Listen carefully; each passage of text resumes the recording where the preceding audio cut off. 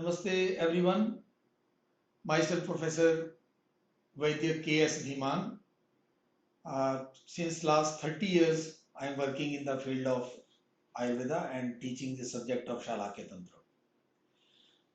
One of the subject matter of the Shalakya specialty is Drishti, that is what we know vision, and it is the prime duty of each and every Shalaki and expert of the Shalakya Tantra, which includes ophthalmology, ENT, and orodentistry, along with the concept of headache. So, this word Drishti is amphistomous in meaning, and it creates a confusion in understanding the subject if we don't apply its proper meaning at the relevant places. That's why I say Drishti is a concept, not a word, in Shalakya Tantra, which is the today's subject matter of deliberation. I will try my level best according to my experience and in-depth study of the subject, this concept, to all of you. This subject matter will be dealt under these following headings: the etymology and meanings of the word Drishti, then Drishti Mandala, the anatomical structure, a circular structure, and the dimensions of the Drishti, that is the Drishti Mandala. Then Drishti is used in anatomical meaning, anatomical structure meaning, and I am giving some examples. Then Drishti word is also used in the meaning of physiological process or process of vision. I am going to cite you some examples from the literature of Shalakya Tantra. Then how this process takes place, which is basically the function of 𝐋𝐞𝐜 Kriya, and ultimately I will conclude by saying that how to go by the word Drishti whenever it appears in the literature in relevant places. Then it will make you very easy to understand the meaning of the subject matter and its proper clinical application as well. So let us start with the first matter, that is the etymology and meaning of the word Drishti. This word is derived from the root word Drish in Sanskrita, which means to see. And when it is added with one of the preposition pratyay, kritin pratyay, which is in the meaning of its source, then the word Drishti is derived, which reflects the structure as well as the process of seeing, the body organ as well as the process by which it functions is the etymological meaning of this word Drishti. So in itself, it incorporates both the physiological as well as the anatomical meaning. Now I am citing some of the meanings from a very authentic dictionary by Vaman, Shivram, Apte, which is a Sanskrit English dictionary, which has given the lot of meanings of the word Drishti. So seeing, viewing, seeing with the mental eye, that is Divya Drishti or Bodhik Drishti, knowing, knowledge. These all are the meanings of the Drishti. And the fourth meaning is eye. The structure eye is also given the name Drishti, the faculty of seeing, the Indriya or the sight, whatever is viewed is also the meaning of the Drishti. And when it is added with other adjectives, then it gives a particular meaning. A Drishti is also having a meaning of a look or a glance. When we just peep towards something, then we give a glance to that something, that is also Drishti. And viewing notion, view, whatever view we made in our mind about some subject, that is also my Drishti or my viewpoint. And the notion, likewise, so many meanings are there. And if we conclude all these meanings, they reflect the two meanings. One is the structural organ and the other structural organ or part of the organ, as well as the process of viewing or seeing.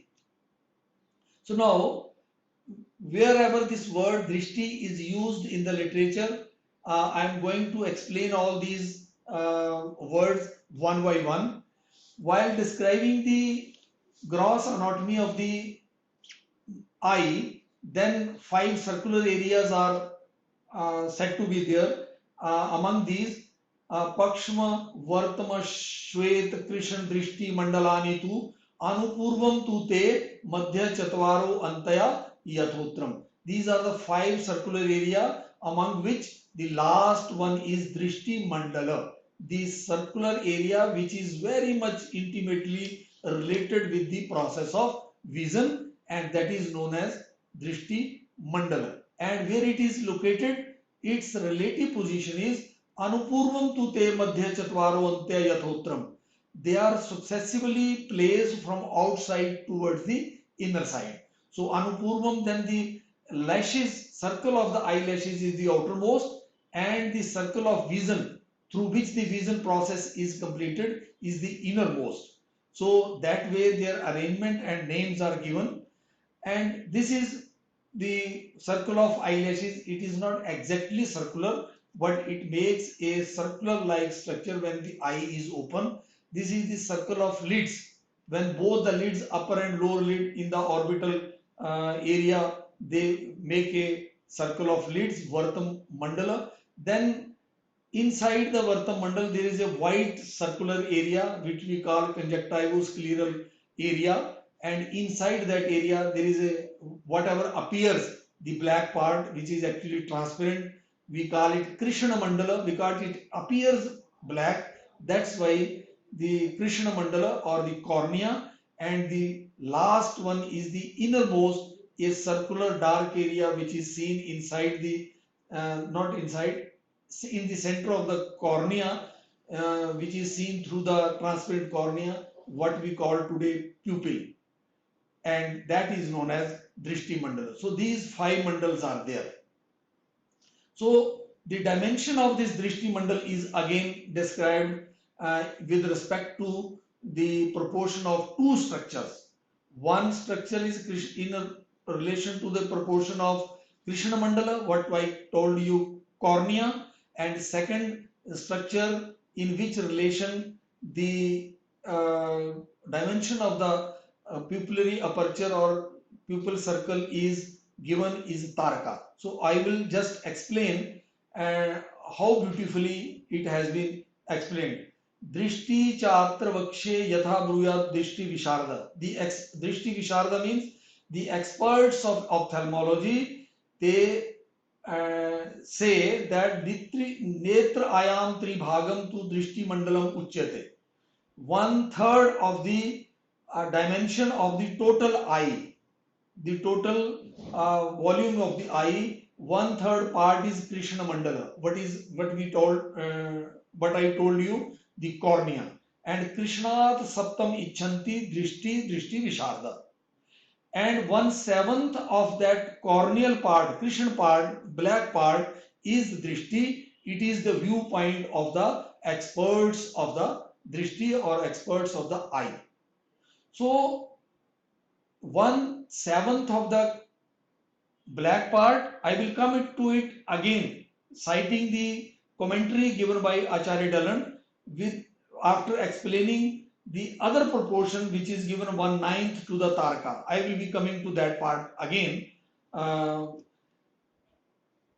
In one chapter of Sushruta Samhita, another structure of the eye which is usually examined in a patient when to see that whether the life is expected in that patient or not, whether this patient prognosis of that patient is good or not, means if a patient is bedridden, unconscious, we examine the pupillary aperture and reaction of the pupil, and our acharyas centuries ago used to examine the same, and there they examined the same pupillary aperture but its relation and the size of that pupillary aperture is given in relation to Taraka. This is another structure which is again a black part, and it is said that this Taraka is nearly Tribhag Parinaha. Nayana Tribhag Parinaha means 1/3 of the dimension of the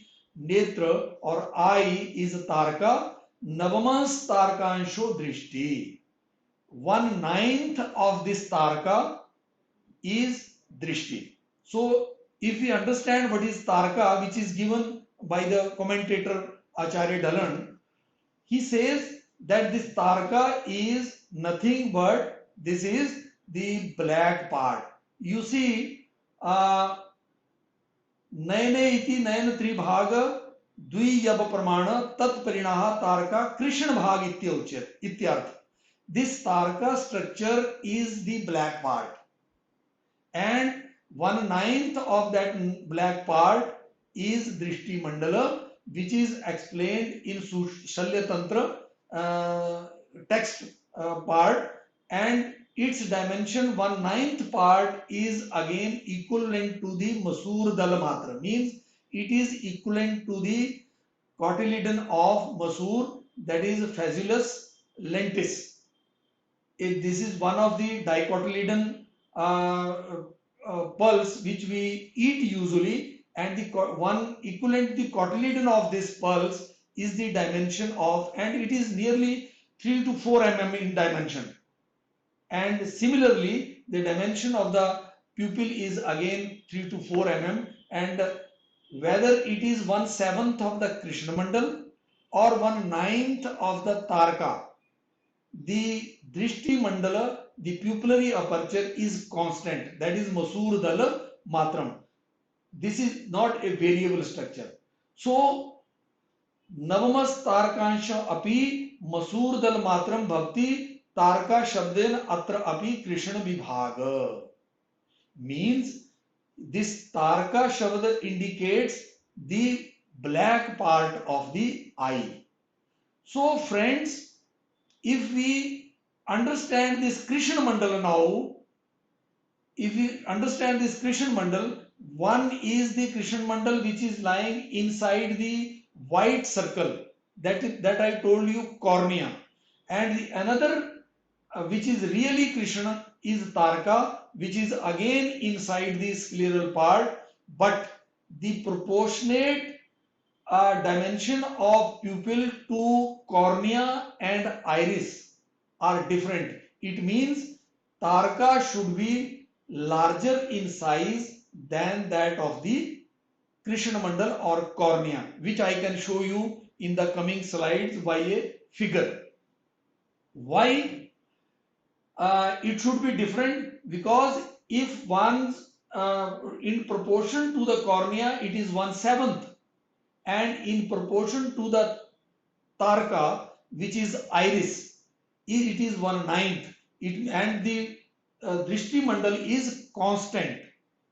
To maintaining its constancy, we can assume mathematically that whose 1/9 part is Drishti, it should be larger, then it can be constant to 1/7 of Krishna Mandala or the cornea. Okay? And the word Taraka is derived from the word Tara or the star. One property we came to know, Taraka is black part. Second quality, by its nomenclature, Taraka means a star. And what is the property of the star? Star blinks. By the waves of the air, we see the increasing and decreasing light of the stars. And similarly, the iris part of the eye is always reactive to light, and it goes on increasing and decreasing, thus changing the dimension of the pupil. So it is a mobile part, blinking like property is there, and it is black in color. It lies inside the white part, and it encloses a Drishti Mandala. It encloses a circular area which is known as Drishti Mandala, and thus we can assume that this Krishna Mandal is composed of two parts. One is Krishna Mandal as cornea and other is the Krishna Mandal including Taraka. So in the next equation you will understand. I have explained this thing to you. You can very well read from the slide the whole explanation very meticulously. And one of the very good commentator, the 20th century commentator, that is Bhaskar Govind Ghanekar, who has given a good commentary on Sushru Samhita. He was a modern doctor and he has given a good commentary that this Tarka is nothing but iris. So in conclusion, both cornea and iris are to be considered under Krishna Mandala, and why?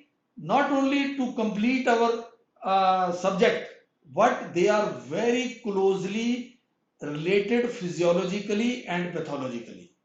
Okay, their nerve supply and in the pathological events, the pathology of one of them is equally shared by the other. In case of iritis, corneal edema or keratitis develops. In case of keratitis or corneal ulcer, the immediately inflammatory reaction in the iris develops. So they are very closely related physiologically and pathologically. So when we consider these both of them under Krishna Mandala, then and then we can explain one of the another structure in the Netra Sharir or anatomy of the eye, that is Drishti Mandala, Drishti, Krishna Drishti Sandhi, which is a meeting point of Krishna Mandal and Drishti Mandala, and that is the free pupillary margin or the medial margin of the iris, which encloses the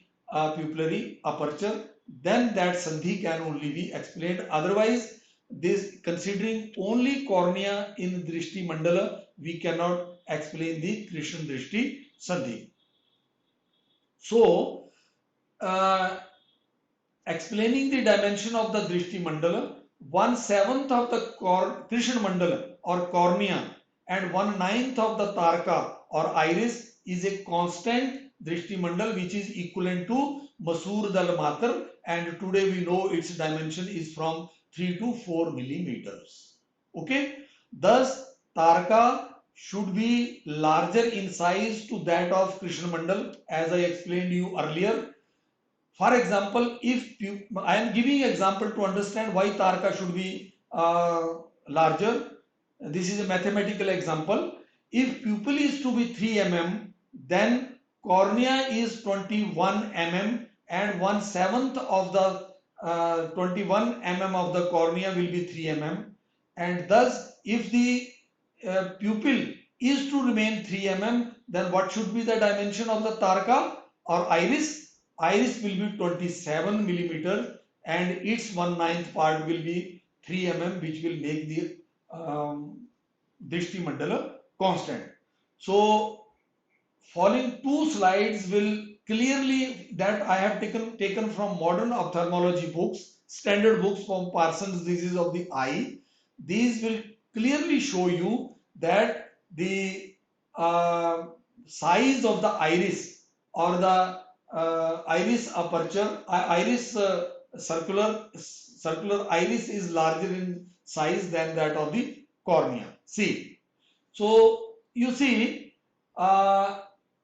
C is cornea and I is iris, and up to which extent this cornea is there. This is conjunctivo corneal epithelium. Here it is merging, okay, and in its straight line you see here the endothelium and Descemet's membrane. At this point, this membrane is merging, which we term as Schwabe's line, and the extent of the cornea is up to this place. But if you go extend this line further, then the root of the iris is again more beyond peripherally than that of the cornea, and certainly the iris circle is larger in size than that of the corneal circle. And again another bigger example figure I am showing you. Here also you see here the conjunctiva and corneal epithelium is merging at this place, and this is the Schwabe's line, and beyond Schwabe's line is the limbus part where the drainage channel starts beyond this Schwabe's line trabecular meshwork. And if you draw this line again further to the iris, then you see the size of the iris is again larger than that of the cornea. So certainly the larger size of the iris is there, and its proportionate dimension will be 1/9 in comparison to 1/7 of cornea to make the pupil constant. So in a nutshell, the dimension of the Drishti as a conclusion, 1/3 of the netra is Krishna Mandal, and similarly the Taraka, and 1/7 of Krishna Mandal and 1/9 of the Taraka is Drishti Mandal or pupil, and which is known as Masur Dal Matar. You can say 3 to 4 mm, and 1/5 of this Drishti Mandal is again said to be the dimension of each of the petal of the eye, which is again another concept. So the multi-meaning aspect of word Drishti as shown in the outset slide by the example of the dictionary is prevalent in Ayurveda literature, but in Shalakya clinical practice, organ of visual faculty, Chakshu, and the evaluation, preservation and the improvement of its functions, that is darshan, kriya or drishti, are the focus points. Hence, the anatomical and physiological aspect of the drishti, meaning of the word drishti, need clear understanding at all relevant references in Shalakya literature for its proper and best clinical application. So I am now giving you some of the examples which I have retrieved from the literature. First I will go by Drishti is used in the meaning of anatomical structure at various places. The first one is first reference I am giving you from the Sutra Sthan 12th chapter which relates to the Agni Karam, and where the word Drishti is used in the Shloka, and while doing the thermal cautery on the lids, the Drishti should be covered by a wet gauze piece. It is an indicated. Here we can only cover a anatomical structure. It means the whole eyeball, barring the lid where thermal cautery is being done, you have to cover it with the wet gauze piece, and there the meaning of the Drishti is eyeball. Second, when the dimension in the second example, when the dimension of the Drishti is given, a dimension of any physiological process cannot be given. In Uttar Tantra, 7th chapter, where the Drishti, the dimension and the location of Drishti Mandal is given, the location of a structure can only be given in relation to other surface anatomy, not of the physiology. Thirdly, when the I am giving you more examples.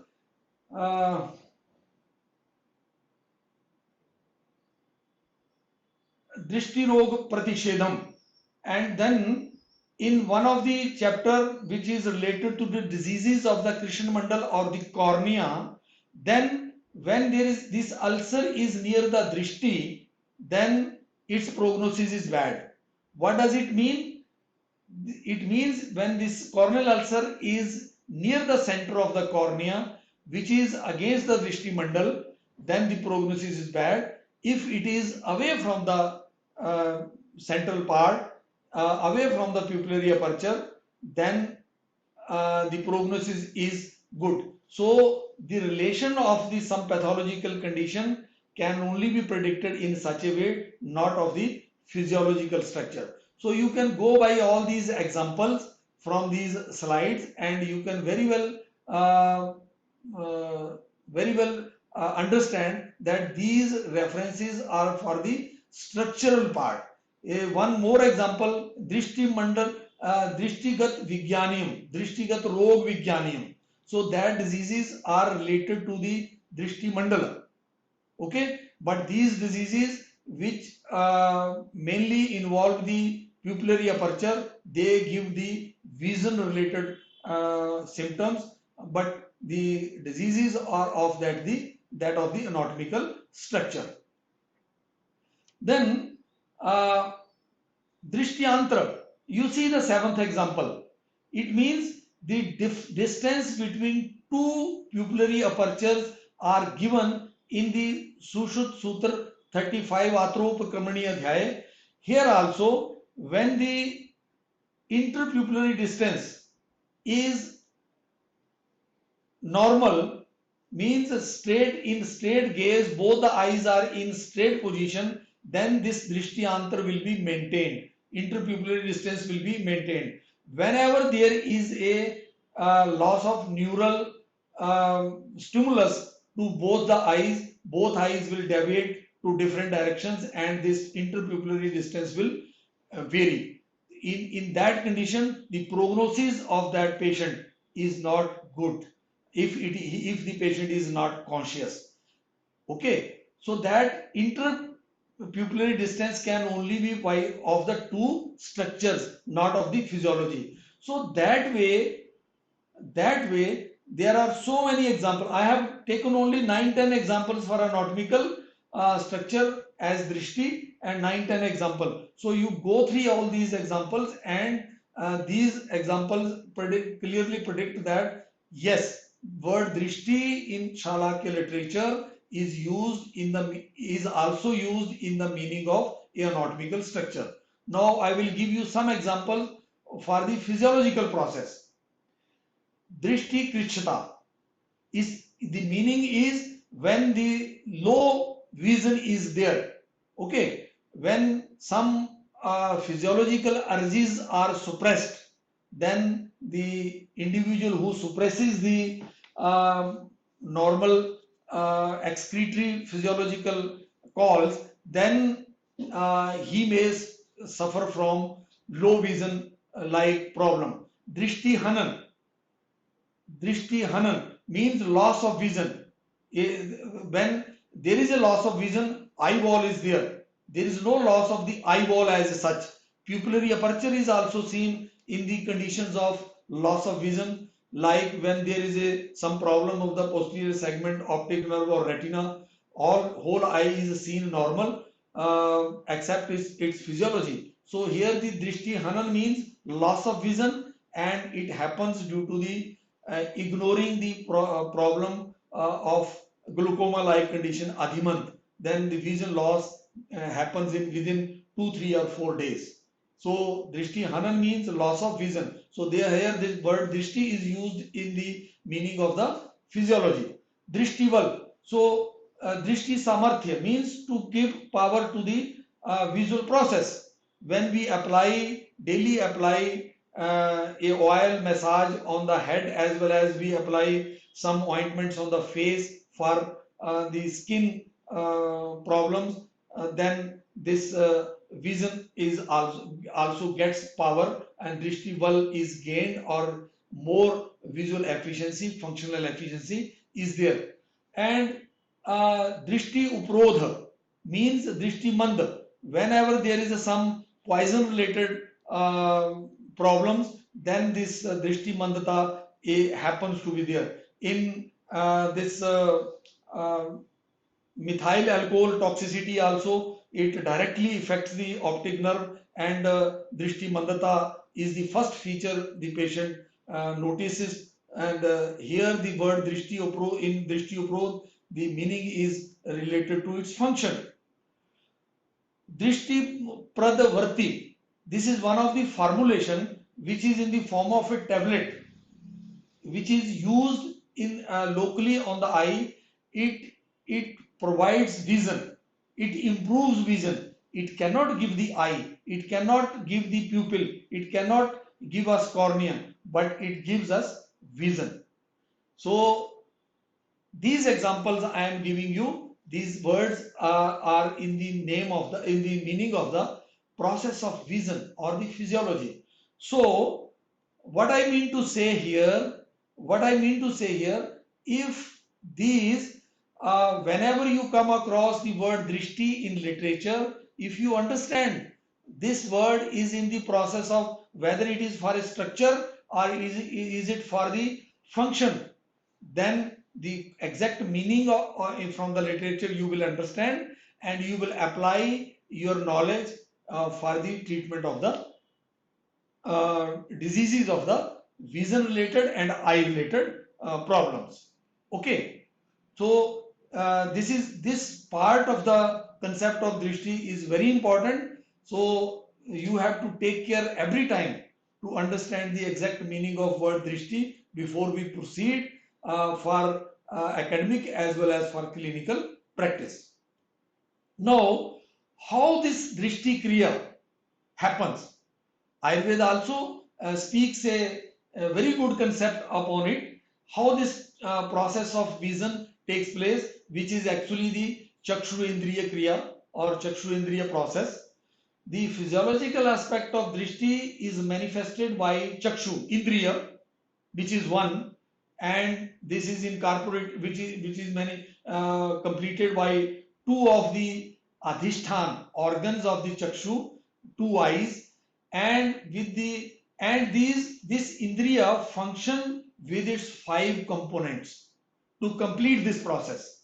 And these components in Chark Samhita, Sharirsthan or Sutrasthan you can see also, they are termed as Indriya Panchak. These are the five components of each Indriya which are responsible or essential to complete its physiological process. Say one of his example related to Chakshu Indriya I am giving. Rupa, the earth of Chakshu Indriya, which we term as object, when it comes in contact with the Adhishthan of the Chakshu Indriya, which is Netra, through Chakshu Indriya Dravya, which is tej or light, then it is perceived by the Indriya, that is Chakshu Indriya, and further interpreted, ascertained by Chakshu Indriya Buddhi or the intellect, and the final outcome as a knowledge in the form of vision is conveyed to our Atma, which is Jnana Adhishthanam. The knowledge only happens to Atma, which perceives everything, and the one of the Ubhaya Indriya or the coordinator in this whole process of each Indriya is our Mana, and this coordinator coordinates our Adhishthan to the object or the earth, and Adhishthan to the Indriya and Buddhi and to the Atma. So this is the process of Drishti Kriya in Ayurveda literature, and this you can understand by this diagram which has been prepared by my one of my student. So you can see when this roop object through tej or light. See, this Indriya needs a light because it's a dravya of Chakshu Indriya. It will not work in dark. You cannot see in dark. Okay, but you can hear in dark also, because there the dravya is Akash, space. There must be some space in between. So when this object come in contact through this media or dravya of the Chakshu Indriya with the eye Adhishthan, then the Indriya which starts from the retina, photosensitive cells, to the visual pathway to the visual center cortex, then this Indriya part conveys the whatever it has perceived to our higher visual centers, and which interprets the whatever has been seen, and it is converted into the real image what he is seeing, and that knowledge is conveyed to mana. And you see, man has been put all around this process, which acts as a coordinator in this whole process. So this is the process of visual perception in Ayurveda literature. So in conclusion, uh, Drishti is amphistomous word. All structures that is, you can say, cornea, pupil, lens, vitreous, retina, optic nerve, and visual pathway. All these structures come under the purview of Drishti. Okay, and this diagram I am showing you the central part of the whole of the cornea through which light passes and go inside the eye. If the peripheral part of the cornea in dark dim light is taking part when the pupil is dilated, then that part is also the part of Drishti, and the pupil is a part of Drishti, lens is part of Drishti, vitreous through which the light travels and it gives support to the ocular structure, the retina, the optic nerve, all the, and the visual pathway up to the cortex. It is these structures are the part of Drishti, and the outcome of this whole process of visual perception, what we term today refraction. Okay, the outcome of this refraction as a perception, and what knowledge has been perceived, what is perceived ultimately, that physiological process is also the part of the Drishti. So these two meanings has to be taken into consideration for understanding this concept, and then you can understand the real meaning of the word Drishti and apply it academically for understanding, and ultimately for clinical practice, which should where you should not have any of the confusion regarding the literature as well as the words used in. So I still put this concept for your manan, and if you come across some new ideas, if you need some improvement, and if you feel that something more can be added, then send me the comments also. I will be happy to amend it if it comes under this concept. Thank you very much.